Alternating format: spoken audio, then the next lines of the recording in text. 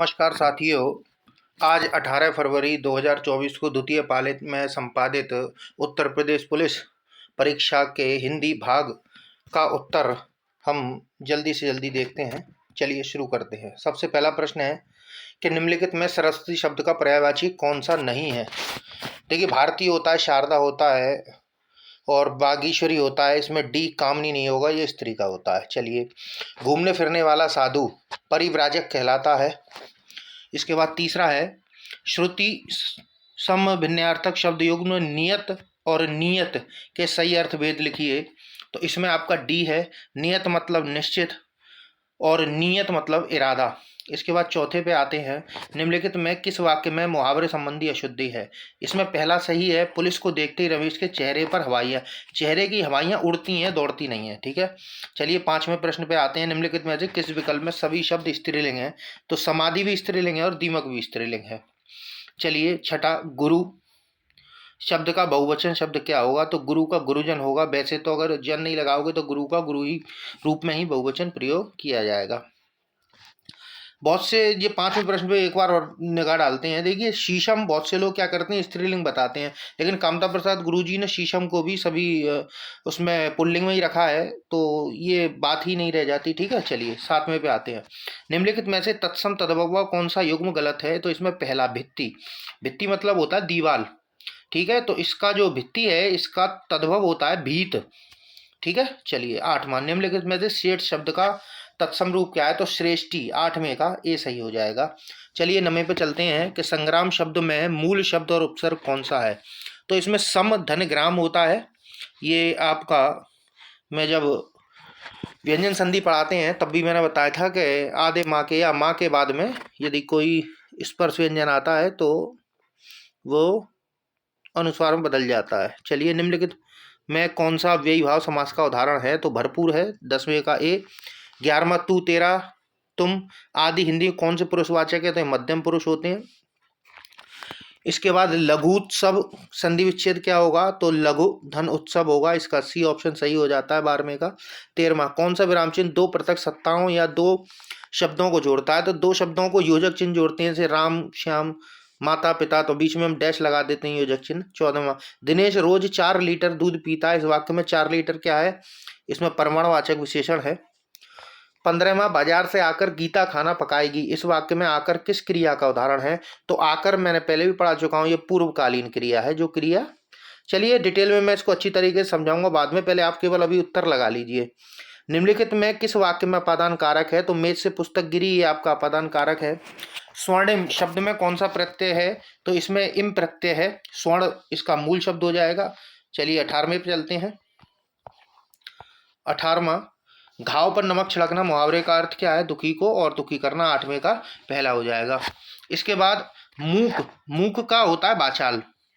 ठीक है। तो नमे का ए हो जाएगा। 19वें का, माफ कीजिएगा नमा ये मुझे दिखाई नहीं दिया, 19वें का ए हो जाएगा। इसके बाद 20 पे चलते हैं, बेकार से बेगार भली लोक होती। बेकार, बेगार मतलब निकम्मा बैठने से अच्छा है कि कुछ काम मिल जाए। ठीक है। तो 20वें का बी। 21वां, अद्भुत रस का स्थायी भाव कौन सा है। तो अद्भुत का स्थायी भाव होता है विस्मय। ये निर्वेद लगा दिया, किसी ने निर्वेद नहीं होता है, शांत रस का होता है निर्वेद। अर्ध सममात्रिक छंद है। तो इसमें दोहा छंद सममात्रिक है। चौपाई और रोला आपके सममात्रिक है और कुंडलिया विषम मात्रिक छंद होता है।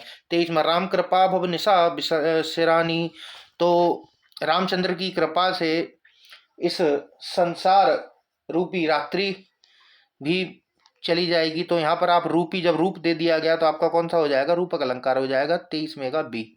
24वां, अंक का अनेकार्थक शब्द निम्न में से किस विकल्प में। तो अंक का अर्थ संज्ञा भी होता है, वो संख्या भी होता है और गोद भी होता है। ठीक है। इसके बाद 25वें प्रश्न पे चलते हैं, पिताजी तीर्थ यात्रा पर जाएंगे। ये वाक्य किस काल का है। तो ये सामान्य भविष्य काल है। ये तो आपका सही बिल्कुल हो ही गया होगा। 30 में सी हो जाएगा आपका इसमें। अरे एक मिनट, हाँ जी, इसमें आपका सी हो जाएगा। ठीक है। कहाँ गया, हाँ ये सी हो जाएगा। ठीक है। चलिए इसके बाद 26वां, मुझसे पत्र लिखा गया वाक्य में कौन सा वाच्य। तो देखिए, पत्र लिखा गया तो सीधी सी बात है, पत्र की बात हो रही है, कर्ता इसमें दिया नहीं है, तो इसमें आपका कर्म वाच्य हो जाएगा। 26वें का डी। इसके बाद में चलते हैं, आपका दिया हुआ है गद्यांश दिया हुआ है, इसमें से उत्तर देने हैं। तो मैंने सीधे सीधे उत्तर लगा दिए हैं। आनंद को प्रबल इंजन क्यों कहा गया है?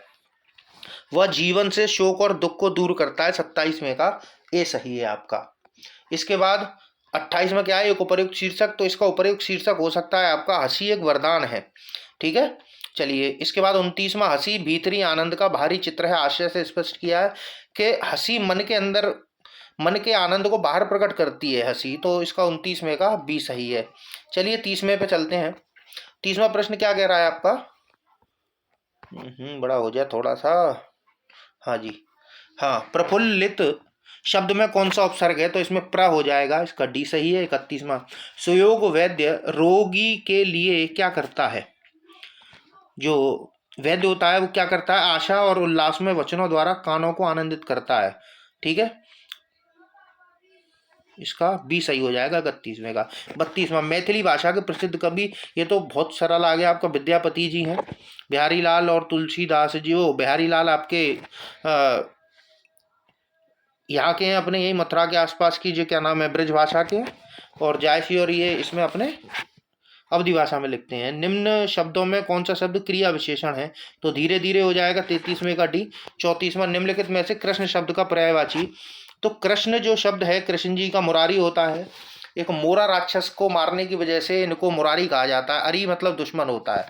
चलिए 35वां, श्रुति सम भिन्नात्मक शब्द पानी और पानी, अर्थ निम्नलिखित में से कौन सा है? तो पानी माने होता है जल और पानी माने होता है हाथ। तो 35वें का डी, पाणी ग्रहण संस्कार सुना होगा आपने। 36वां, जो सदा दूसरों पर संदेह करता हो तो शंकालु हो जाएगा। 36वें का ए। 37वां, कामसूत्र निम्न में किसकी रचना है? तो वात्स्यायन की है, बहुत प्रसिद्ध रचना है। और निम्न में से संत कबीर की कृति कौन सी है? वो बीजक है। ठीक है, यानी कि संत कबीर की जो रचना है उन सभी का एक जो संग्रह है उसको बीजक कहा जाता है। चलिए, धन्यवाद आपका।